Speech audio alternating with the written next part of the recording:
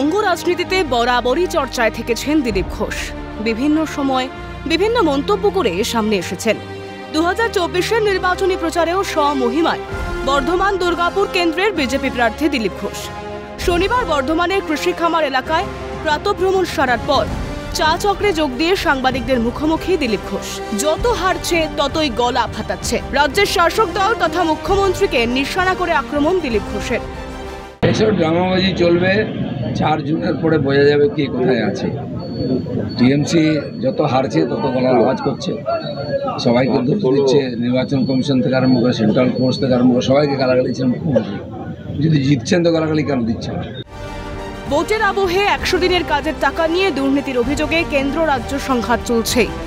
এরই মধ্যে 100 দিনের কাজের টাকা নিয়ে দুর্নীতির প্রতিবাদ করায় ঝরল রক্ত। তৃণমূলের দুই গোষ্ঠীর সংঘর্ষে জখম তৃণমূল কর্মী স্বপন মল্লিক। ঈদের আগের দিন রাতে লাঠি রড নিয়ে হামলা চালানোর পাশাপাশি ধারালো অস্ত্রের কোপ মারা হয় বলে অভিযোগ। গুরুতর জখম অবস্থায় তাকে ভর্তি করা হয় বর্ধমান মেডিকেল কলেজে। প্রাতঃভ্রমণের পর রাজনৈতিক মতাদর্শকে দূরে সরিয়ে জখম তৃণমূল কর্মীকে দেখতে হাসপাতালে যান বর্ধমান দুর্গাপুরের বিজেপি প্রার্থী। কথা বলেন পরিবারের সঙ্গে। রাজ্যে কি ধরনের রাজনৈতিক হিংসা হচ্ছে এটা তার উদাহরণ। খুনের চেষ্টা করা হয়েছে বলে অভিযোগ দিলীপ ঘোষের। পশ্চিমবাংলায় কি ধরনের রাজনৈতিক হিংসা হচ্ছে তার একটা উদাহরণ আমরা দেখলাম। স্বপন মণ্ডল বলে স্বপন মল্লিক মুসলিম ছেলে, সে রোজার সময়ই ঈদের আগের দিন তাকে নৃশংসভাবে খুন করার চেষ্টা হয়েছিল। এই যে নৃশংস রাজনীতি, নৃশংস হিংসা, তার প্রতিবাদ আমরা বারবার করে এসেছি। ঘটনায় এখনো পর্যন্ত 5 জনকে গ্রেফতার করেছে পুলিশ।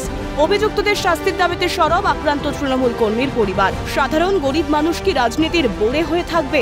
প্রশ্ন তুলে তৃণমূলকে নিশানা দিলীপ ঘোষের। পাশাপাশি আক্রান্ত তৃণমূল কর্মীর পরিবারের পাশে থাকার আশ্বাস দিয়েছেন দিলীপ ঘোষ। বাদ দিতে হবে বলছে। থানায় অভিযোগ করেছিলেন? থানায় অভিযোগ করেছি, কেস করেছে, 6 জন না 7 জন গ্রেফতার করেছে আমাদের গলসি থানার পুলিশ। এখন আপনারা কি চাইছেন? আমরা ন্যায় চাই, যারা মেরেছে তারা যেন শাস্তি পায়। শো দেখেছেন, এক নেতা আরেক নেতার অনুগামীতে গাছে বেঁধে দিয়েছে। তো সাধারণ গরিব মানুষ কি বড়ে হয়ে থাকবে রাজনীতির? টিএমসির নেতারা যাকে ইচ্ছা মারবে, কাটবে, শেষ করে দেবে, কেউ কিছু বলতে পারবে না। বললে তাকে হসপিটালে পাঠিয়ে দেবে। এর চেয়ে দুর্ভাগ্যের কী হবে? টিএমসির লোকেরাই মেরেছে। কারণ গ্রামের 100 দিনের কাজের টাকা চুরি হয়েছে, শৌচালয় আবাস যোজনা লুট হয়েছে, সে প্রতিবাদ করেছিল, তাই তার বাঁচার অধিকার নেই। টিএমসির সাপোর্টার আর টিএমসির লোকেরাই মেরেছে, যেহেতু টিএমসির চুরির বিরোধিতা করেছে। থাকবো বলেছি, যতটা সম্ভব সহায়তা করব। বাংলায় কবে বন্ধ হবে রক্তঝরা? হিংসা হানাহানির রাজনীতি বন্ধ হবে কবে? বর্তমান পরিস্থিতিতে বড় হয়ে দাঁড়িয়েছে এই প্রশ্নটাই। রাজেশ খানের রিপোর্ট, ক্যালকাটা নিউজ।